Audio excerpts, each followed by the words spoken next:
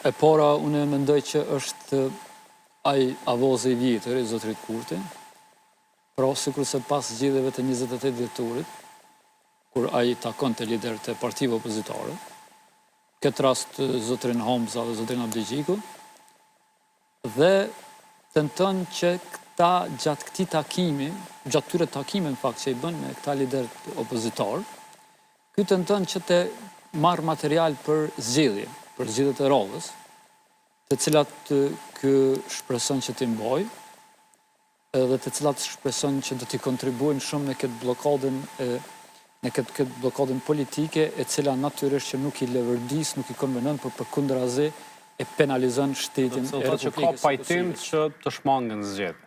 Po, Albin Kurti, nëse ne fillojmë edhe i shikojmë videot, pra nëpër YouTube, të secilët emision edhe të quaj edhe në televizione tjera, ku janë diskutuar gjëra, njëjta diskutime kanë qenë shkurt, mars, prill, maj, kështu me radhë kemi fol për temat njëjta.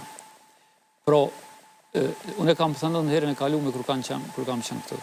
Albin Kurti është partia e parë, sipas standardit që ka vendosur ky ka humbur zgjedhjet. Sipas standardit ti, a e kena shtina me zër me thonë që po mbyn 61%?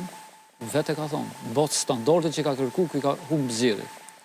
Dhe në bazë standardit që vetë ka vendosur. A do të çush ma qenë mollin Albin Kurti në këtë rast?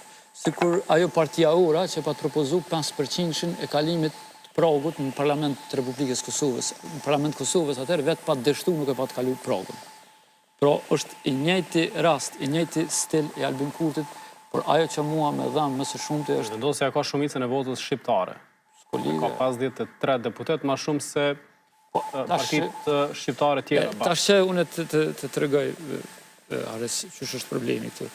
Albin Kurti, autostrade ka fatkeqësisht nuk ka opozit të dënit e cila e rrezikon numrat e tij në parlament. I ka rrezikuar gjatë fushatës, por edhe në zgjedhje numrat e tij në parlament. Ne këto do ta pranojmë. Ju që partitë opozitare nuk janë më të mira në qeverisë së zotrit Kurti. Ato i bindur jam se secilën parti edhe 3-4 persona më po bashkë me formuar një parti qeverisin më mirë se Albin Kurti. Me eksperiencë zero.